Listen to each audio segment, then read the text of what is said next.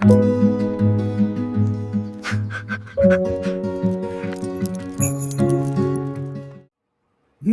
right, guys. It's knob time. I know you've been waiting for old dead Fred to bust out the knob, but I wanted to find out about knobs. What are knobs? Why do knobs exist? Well, take a look at what I found out. For over a century, the rotary knob has been humanity's most intuitive way to control machines. From the first radios in 1904 through the golden knobs and dials era of the 40s and 50s, knobs gave us something touchscreens never could: tactile feedback. The ability to feel exactly where you are without ever looking down. Studies show physical controls are faster, safer, and more satisfying than any touchscreen. And now, for the first time on a gaming handheld, a physical knob to control your CPU power.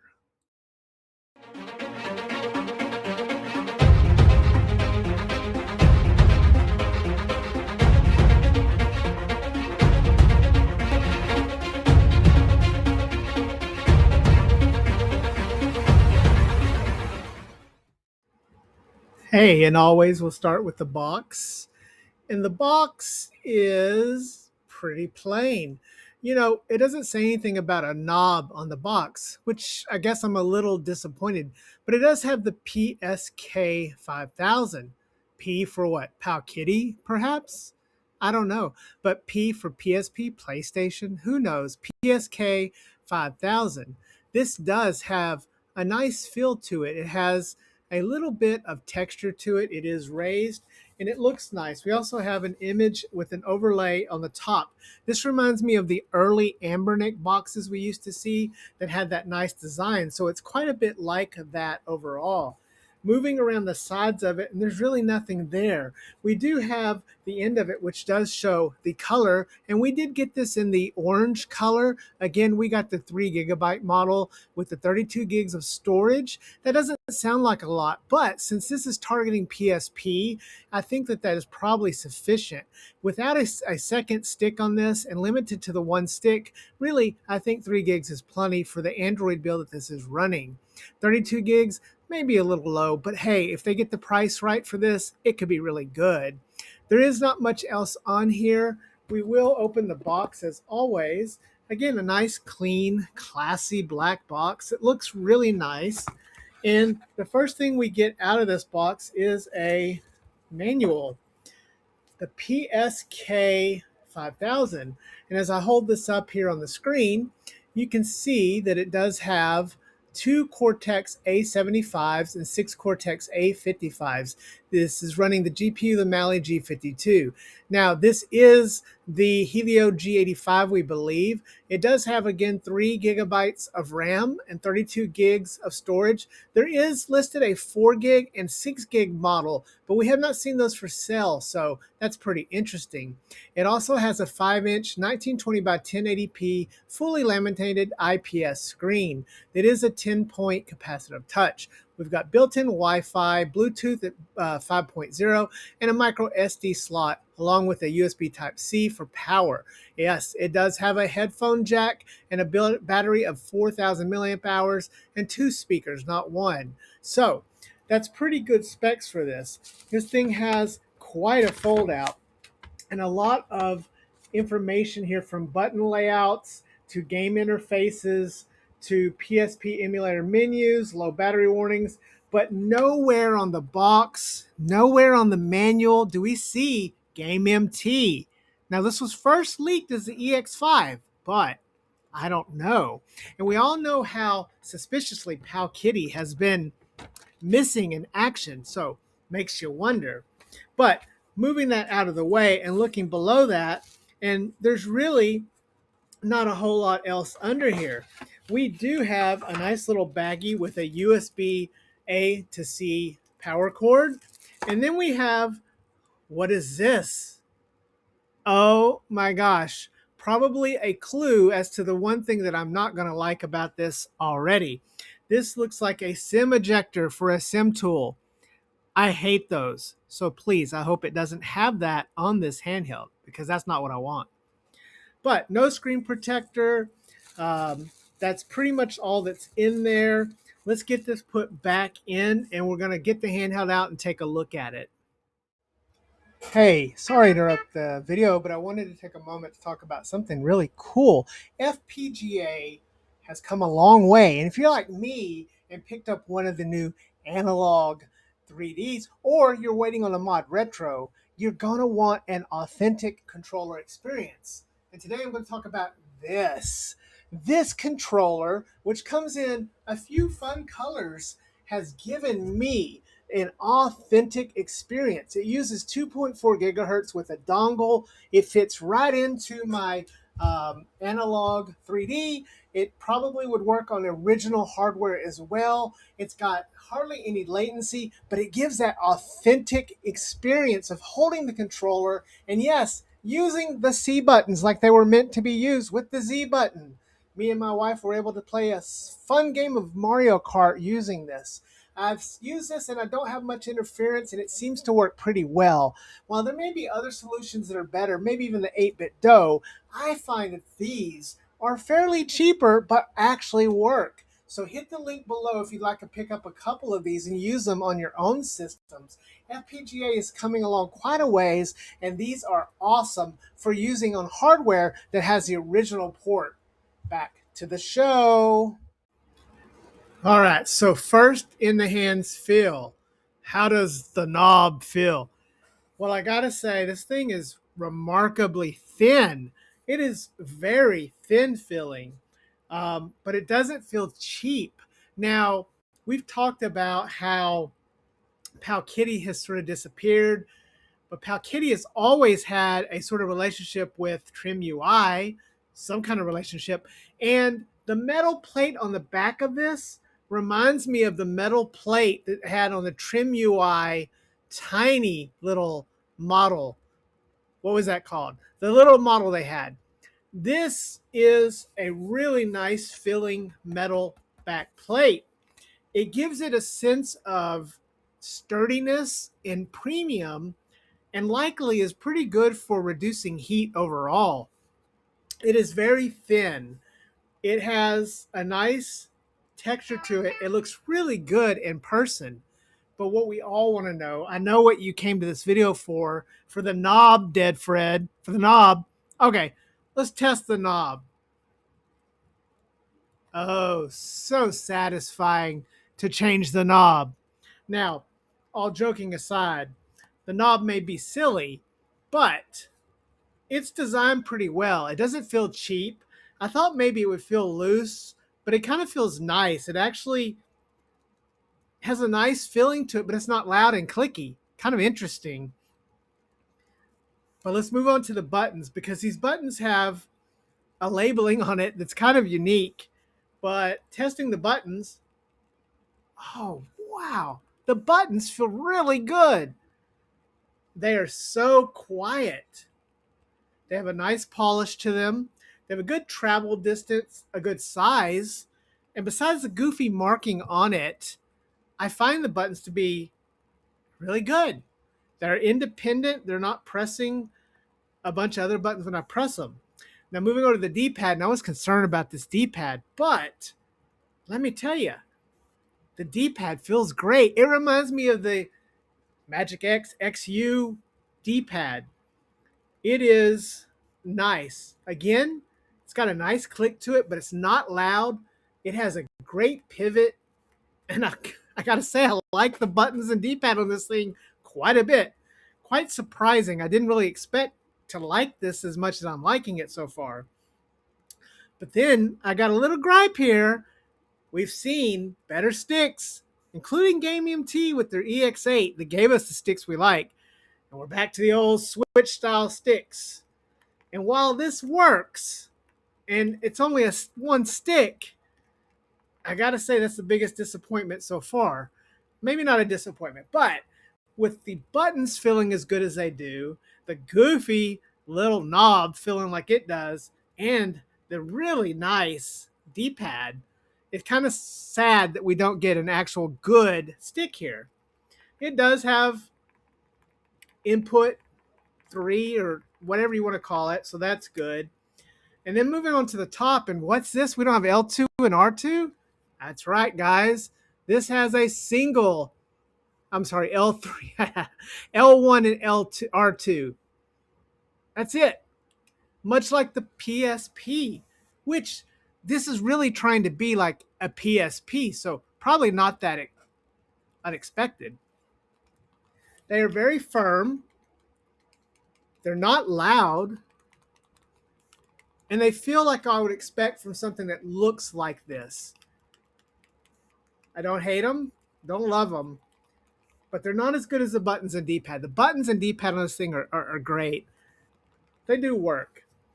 And then we don't have the T and the K, which again tells me this may not be Game MT, but somebody related to Game MT, somebody related to Pal Kitty, I don't know. But we have an actual start and select, which are spread on each side. And we have a back button and a home button. And these also equally are quiet. They're a little louder. They're louder than the main buttons. A little loudness to them, but they feel good. They're nice and polished. There's no glass front, so if you hate glass fronts, just nice plastic. Plastic feels nice. This has a nice shape to it, going for the whole PSP shape thing. Moving around the side of it, there is nothing on either side of it. On the top of it, we have our power button, which again is tiny and color matched for this orange colorway. And then we have a plus and minus for the volume. If we go to the bottom and we go, oh, oh, what did I say earlier? We unboxed and we saw, yes, that's right, a SIM ejector. I cannot stand when handhelds do this, but we do have a SIM tray here. So this does have a SIM tray for your SD card slot, meaning you don't get to really quickly change this out. And that's annoying to me. We do have two speaker holes. We got a headphone jack and we have our USB-C. But yeah, I'm a little annoyed. Now, I like that the color matches. They use the color that matches the metal on the back, and it looks like it's a metal tray. So I'll give them that. That's pretty neat. I like that. Looking at the back, we do have, again, that shiny metal, and we do have the PSK 5000 model. Battery is 1.8 volt, 4,000 milliamp hours, and you want to charge this with a low power 2A3A charger. Okay. Holding it, again, very thin. It's only got the hardware really set up to play PSP and below, which is fine. It's got a nice big screen. But let's get this thing booted up, find out what this software is like, because it doesn't matter if the hardware is good if the software is complete jank. But so far, we're off to a pretty good start. We'll be right back. This is an amazing little controller. A controller that you can pick up on sale for AliExpress's choice sale. We have used this controller for a while, and it is a great mini form factor if that's what you're looking for. If you want something that's easy, pocketable, but pretty powerful, then the IINE Play My Way, which comes in this awesome retro color, as well as some other colors, can be yours by simply supporting the channel and our partner, AliExpress. Hit the link below to my influencer page so you can save the most on codes for great items like this and many more.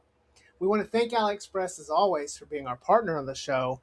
Back to the show.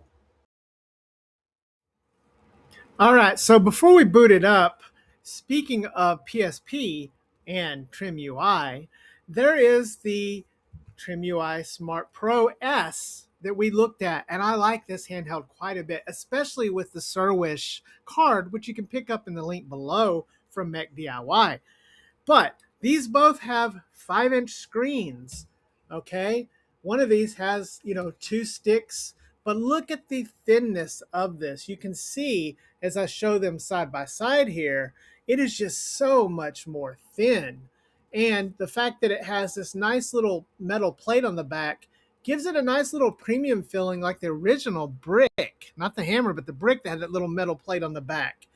So makes you wonder what factory is working on these. The experience between this CPU and this GPU will be interesting to see which one plays better. But overall, holding them and everything, we do have some big differences. We have full shoulder buttons on the Trim UI and only the L1 and R1 on the PSK 5000. So that is a big difference here. But this is not a head-to-head between the two. I just wanted to show you that. So turning this thing on and booting into it, I wasn't sure what to find, but as we boot into it here, we do come into a nice little screen that does have a picture of it with the PSK and the clock, along with the light up for that knob. You can see here the knob here. And the interesting thing is when you turn the knob, you do get an on-screen indicator as to the setting for the knob.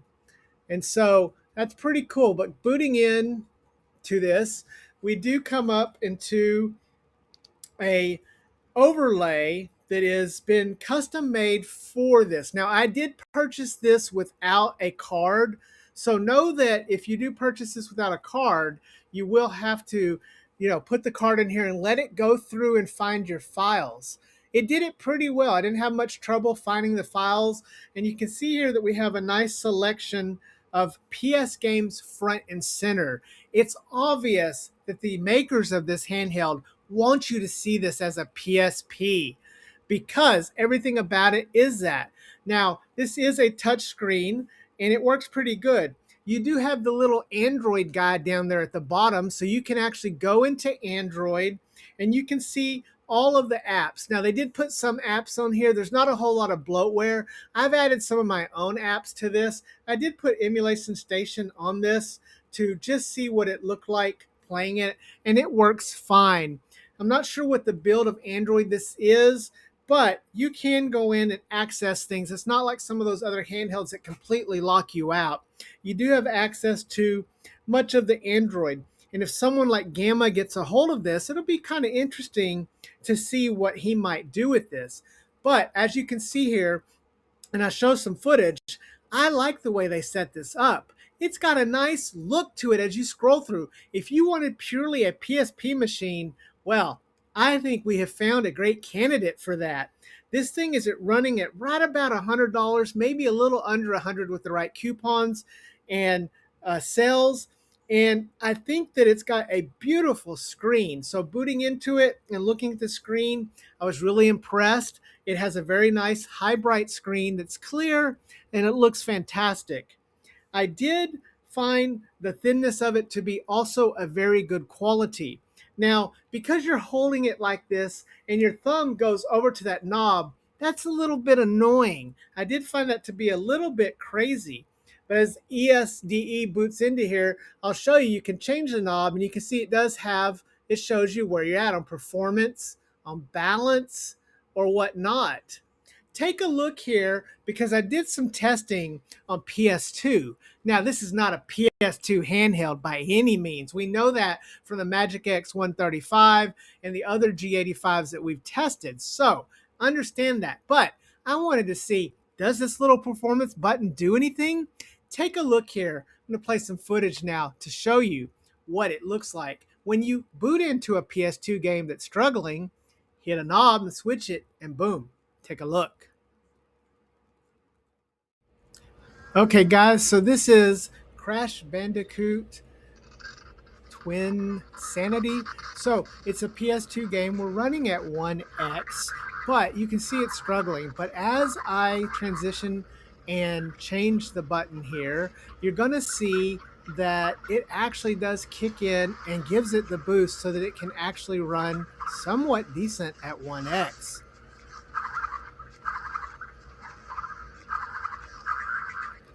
That's proof there that the knob works. Pretty impressive. But let's take it back down again just to show that it's going to stutter.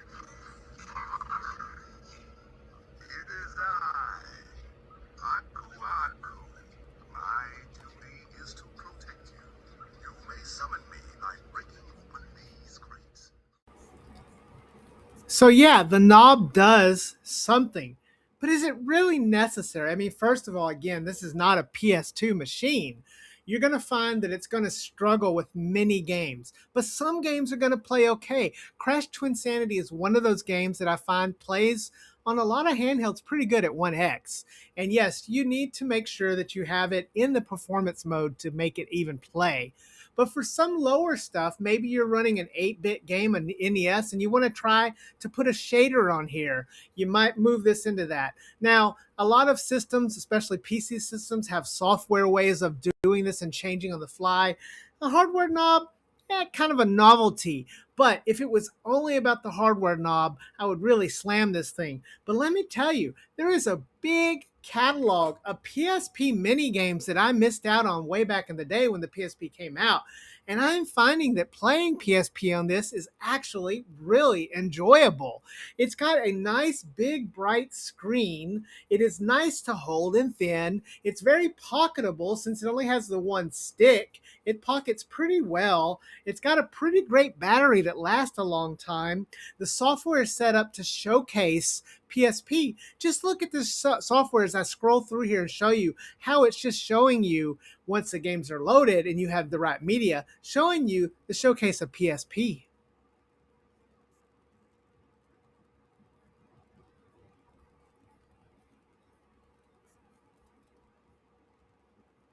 Ah, beautiful, right? But this is going to play everything below PSP just fine. You're going to get this to actually run a little bit of GameCube if you want. Now, the Android ecosystem on here is not explicitly great. It's not explicitly perfect. They do have this front end on it, which makes the design of this handheld work really well. But to use this like you would a normal handheld, you might run into some frustrations. Again, you do have access to pretty much the Android ecosystem. This is running Android 12. So the version they have on here is Android 12, as you can see here, the PSK 5000. And Android 12 is not bad. Again, with the 3 gigs of RAM, it's fine. Now, they probably didn't go with a 13 or up because I think at some point Google required more RAM, at least 4 gigabytes for certain versions. But you can go in and you can put Emulation Station on here and run it like you want it. But again, I just really love, as you see here, I just really love scrolling through here. Look at that as it shows the beauty of all these PSP games that I have loaded on here. It's got a nice big screen behind it. I didn't set this up. I did have the media in the right folders for ESDE, but it just took it. And if it had a video, it's playing the video. And again, it just looks beautiful as far as PSP goes. And I think that that's probably what this machine mostly needs to be thought of as a really nice replacement PSP machine. Now, I know many of us have wanted a PSP Go, and it's not that form factor, but we have a nice, flat, thin, beautiful screen. We have sufficient speakers that sound really good, and it's just a beautiful handheld. I love this orange color. The D-pad is great. The buttons are great. The one stick works fine, even though it's switch. And yes, even the shoulder buttons are sufficient for that. It's got a nice little front end they built to showcase PSP. It's Android 12. It's not locked down. You can do what you want with it. And overall, I just found this to be really surprising and good. We already liked the EX8, and this didn't come with any Game MT branding, so I don't know if this is the same factory. But I gotta say, guys, this is another one that has been surprising, and I think it's gonna find a big community. We're already seeing the EX8 build up a big community of people looking to push that and give it a lot of custom firmware. And I'd love to see Gamma or something come to this, especially if we could get a Linux build on this. Overall, guys, this one really kind of surprised me. I didn't know I was gonna like this one as much as I do. But if I was looking for PSP, I think I might have found the best under $100 PSP experience yet. It has outdone my Trim UI Smart Pro S, which would have been my previous pick. 5 inches is a sweet spot for that, especially at this resolution. It is great. Not perfect. A lot of people may still hate the whole gimmick with the knob, but overall, Dead Fred has really enjoyed this. But let me know what you think in the comments. I want to hear your thoughts. What do you think? Is the knob that stupid? Yeah, it's kind of stupid, but overall, I really found this to be much surprising. Remember to love your hug ones and hug your loved ones because tomorrow's never promised. We'll see you next time, Deadheads. Dead Fred out.